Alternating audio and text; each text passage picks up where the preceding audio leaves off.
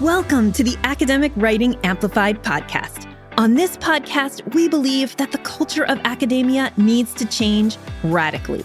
Women and non-binary people are revolutionizing academia within institutions that were not built for us. If you're ready to reject the culture of overwork, kick guilt and overwhelm to the curb, and amplify your voice to make a real impact on your field without breaking down or burning out, you're in the right place. With our team of experienced writing coaches as co-hosts, we'll share insights and talk to inspiring guests to bring you the practical strategies, systems, and mindset shifts you need to find time to write, publish work you love, and design your career on your terms. And it all starts with writing. Let's go. Hey there, everyone. Oh, I'm so excited because today we are starting our summer writing prep series. So welcome. I'm Kathy Mazak at Scholar's Voice, and I'm wearing my gold jacket today. If you can see me on the YouTube, if not, hello to all my podcast listeners, to represent the golden thoughts that we have about this coming summer. Now, I'm using summer to represent the break that is coming in the semesters for many of us. So, of course, in North America, and even I would say here in the Caribbean, like we say it's summer. In Europe, but I know that some of my listeners are all over the world. So whatever season it is for you, if you're in the Southern Hemisphere, it's winter, the break that is coming. But for shorthand, we're going to say summer writing. So many of you are already starting to dream about the writing you're going to get done this summer. And that's great because we want to, of course, have dreamy thoughts about writing and want, and anticipate the blocks of time we're going to get and the relief from teaching that some of us have during the summer break or the semester break. But here's the thing. Today, what I want to talk about is breaking the binge and bust cycle in academic writing. So those same happy summer thoughts that you're having, you're anticipating getting a bunch of writing done this summer. That's wonderful. And also could represent that you have subscribed to, or that the current way that you are thinking about your writing and getting your writing done is in this binge and bust way, right? The binge during the time when we're actually supposed to be resting, during the breaks between semesters, the breaks between all of the hustle and bustle of teaching, and not even just teaching, but all the hustle and bustle of the semester. And then there's these lulls. This is something that many of us love about the academic life, right? That there's kind of lulls in between semesters. But what happens is when we are professors, especially, we think of the break, and I'm using air quotes, as time to write. And that is what I call a binge and bust cycle. Because what happens? Even like right now, if you're listening live, it is early April, and maybe your semester ends in the middle of May, depending, of course, on where you are in the world and what your system looks like.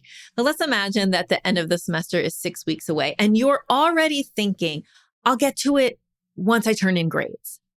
And then what happens, right? You turn in grades and of course you're exhausted and you think that you're going to have all of this open time for writing when what actually happens is you have almost like a little breakdown, like a little collapse, right? A little like, I just need to rest.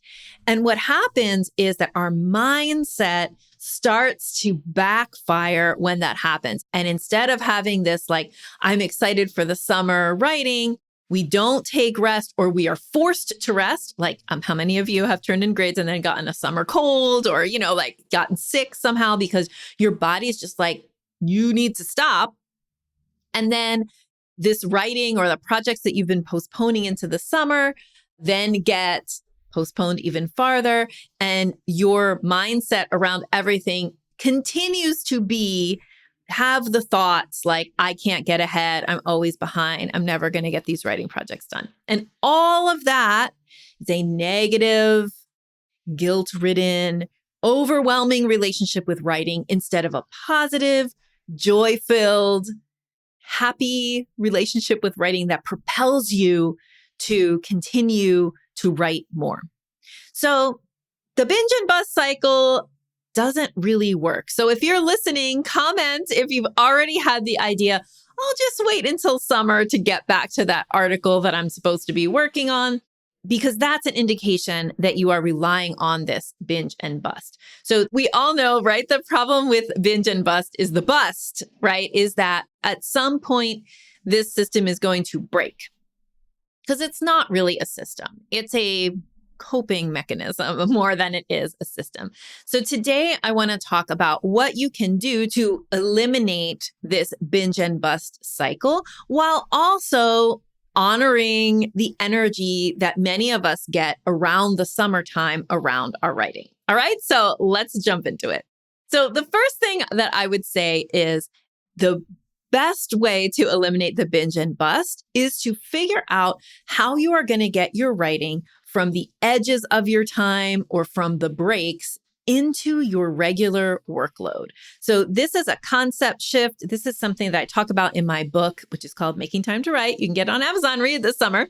I talk about it in my book, and it's all about centering writing. And what this means, when you center writing in your career, writing then becomes like an organizer for your career. It helps you decide your next career move. It helps you organize your time because you have to be good about boundaries and time management. It teaches you project management. Writing project management teaches you other kinds of project management. And when you do that also, you're honoring the real role that writing has in your career, which is a very, very important role for a scholar. So we spend a lot of time, there's so much scholarly energy spent on thinking about publications, right? And we kind of put publications on a pedestal. We revere them, right? We're like, publications are the holy grail. They're the currency of academia, all those things. But what we're not putting on a pedestal is the writing time that it takes to get us to the publications. So it's almost like the publications magically appear, or it seems that way, right? Or we're acting like they do because we're not honoring our writing time in the same way that we honor the publications once they're out in the world. So what that means is that we need to center our writing inside of our career. And what is your career? Your career is your everyday work life, your week, because at the end of the day, the career is the sum of the weeks that you worked. All right. So that means that writing has to find its way into your weeks. Now, you absolutely don't have to write every day. And in fact, I find that that method is something that doesn't work very well for my clients, but something that really didn't work very well for me, right? Like there would always be something that would kind of interrupt this writing every day. You know, it's something that can work. You can build up to that. But what I want you to understand is that you don't need that. Like you don't need to write every day. You don't need to write 5 hours a week. You can make a big difference in the amount of publications that you get out the door by writing 1 to 2 hours a week, especially if they're a really good 1 or 2 hours, right? Like if you have a really good writing session. In our Navigate program, we teach you how to like engineer those writing sessions so that they are consistently pretty juicy and good and productive. But really, that's all it takes, especially because right now, I just want you to think right now. Right now, what you're considering is putting your writing aside between now and when you turn in grades. And again, maybe that's 6 weeks, maybe that's 8 weeks. So we're talking about 6 to 12 hours of writing that you're not doing. So when you look at it that way, what could you get done on an article if you had 6 to 12 hours? You do have 6 to 12 hours if you take 1 to 2 hours a week for the next few weeks. Now, this might not be something that you can do right now. You have not structured your weeks in order for you to be able to get 1 or 2 juicy hours of writing. You don't have the spaciousness in your calendar yet. you don't have that time to write, right? The time to write is not available to you yet. And it might not be for the next 6 weeks. And that's okay. That's something to start to think about.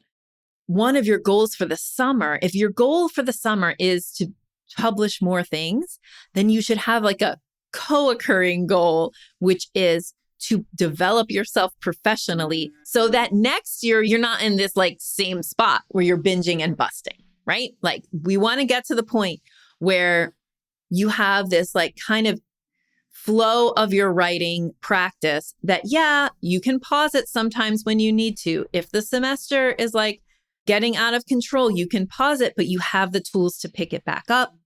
And you might not need to pause it all the way because you're not trying to write 5 hours a week. You're just trying to write 1 to 2, working up to 3. And it fits. It's inside. It's centered in your week because it's centered in your career. So breaking the binge and bust cycle. So one way to do it is to have that 1 to 2 hours a week and trust that that will get you far.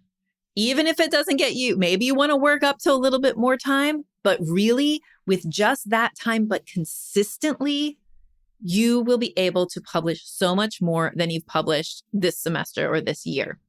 So that's something to think about for the summer. Okay, so let's think about more ways that we can combat the binge and bust cycle this summer. So another thing to do to prepare for the summer is to set your goals in a way that allows for you to also rest. And I'm going to be getting more into this in a future video and podcast about how writing and rest are really, really connected. But one thing you can do right now is just back down your expectation for your writing goals for the summer.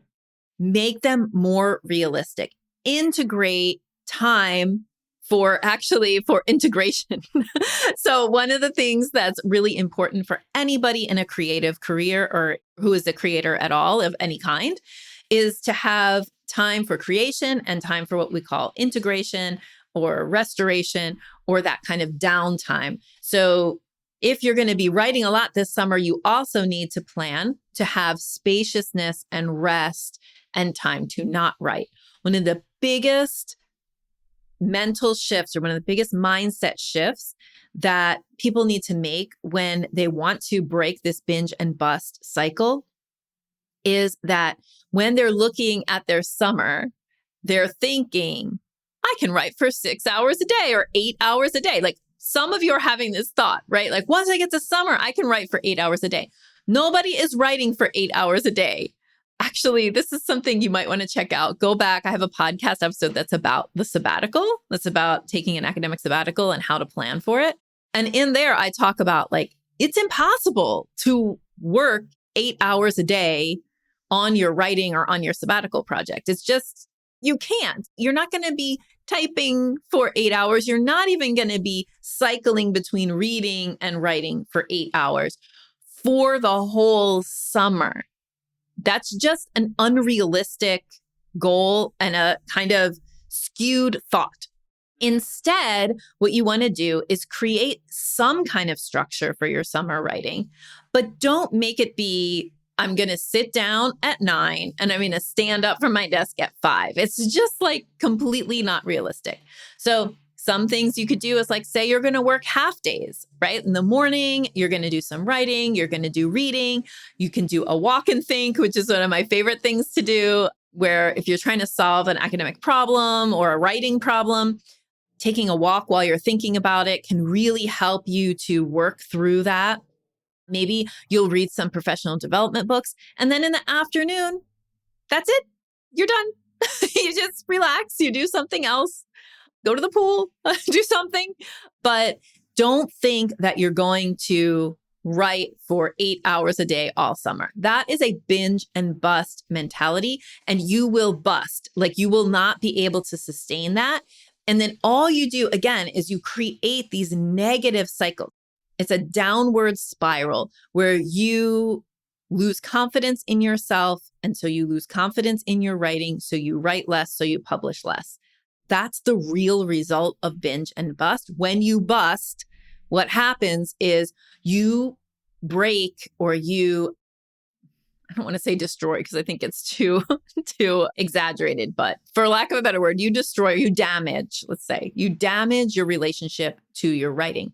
And the relationship to your writing is so important. Like your relationship to the writing practice, your thoughts about yourself as an academic writer and a scholar, all of those things are just as important as your quote unquote productivity, your ability to manage your schedule, your ability to break your projects into tasks, your own feelings about your writing and your writing process are just as important, if not more important, than all those kind of technical things about productivity, time management, project management.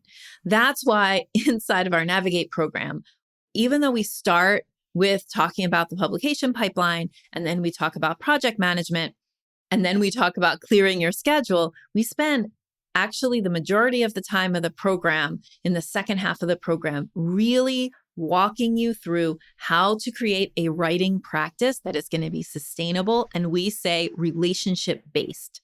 That means that the writing practice itself has at its center that you are going to create a positive relationship with your writing. And we have ways of creating, like we call them positive feedback loops, that you're continuing to feel positive feelings about your writing. And that's what gives you the momentum to keep going, to write for more days a week or have more writing sessions, and to trust that you can do it, which is a big, big part of the work of being a scholarly writer, is getting that confidence in yourself that you can do this kind of writing.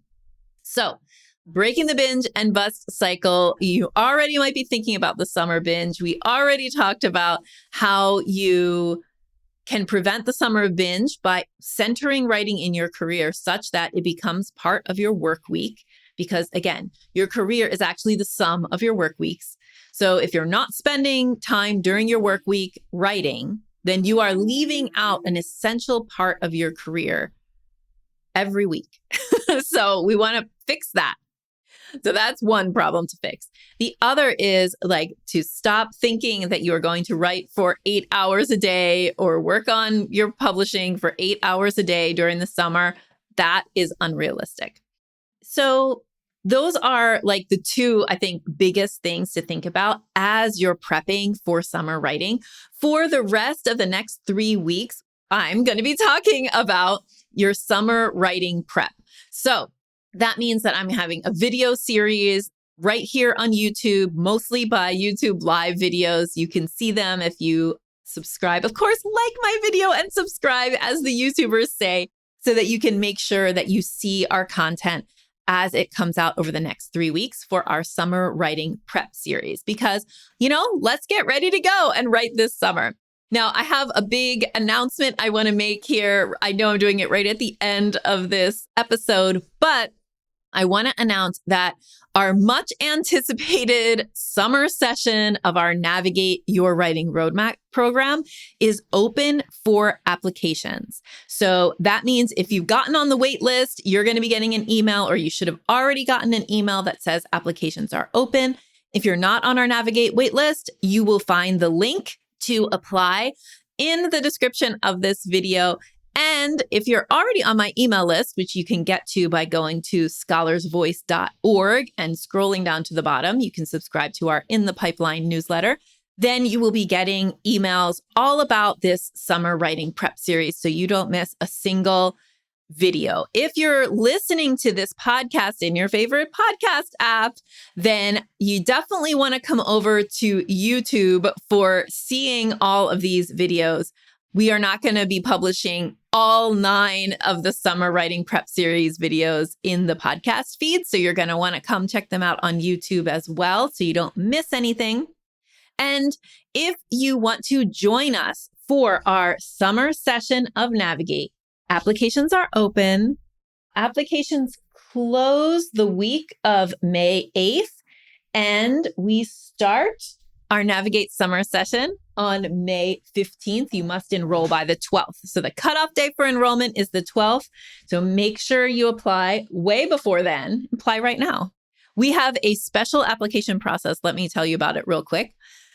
Not only in the application are we looking for people who have an almost done article that they are ready to get out the door. That is one of the main criteria for enrollment in Navigate, because part of our 12-week Navigate program is that we walk you through a process of getting that almost done article out the door. Because what we're doing in Navigate is we are preparing you to clear your pipeline. You're not going to be able to clear your pipeline in 12 weeks, but we're preparing you that you will at least get one article submitted during the 12 weeks.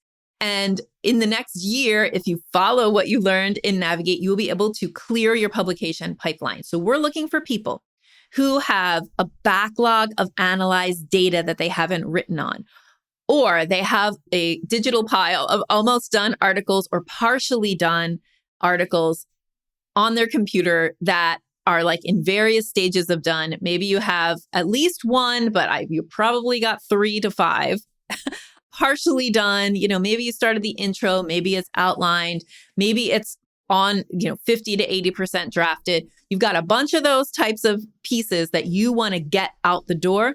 Then you're a great candidate for Navigate as well, and you should apply. In our Navigate program, what we do is we start with the big picture of your publication pipeline. We talk about what the pipeline is, how to manage it. We help you choose which of those almost done articles you're going to work on during our Navigate program. So you start to develop that discernment and that decision-making criteria around what to work on next. Then we work on the second level of writing planning or publication planning, which is breaking projects into tasks and becoming really good at predicting your time to task. So we work with you on how you're going to do that. Spoiler alert, the only way is to collect data on yourself. So we teach you how to do that process so that you can find the power in predictability.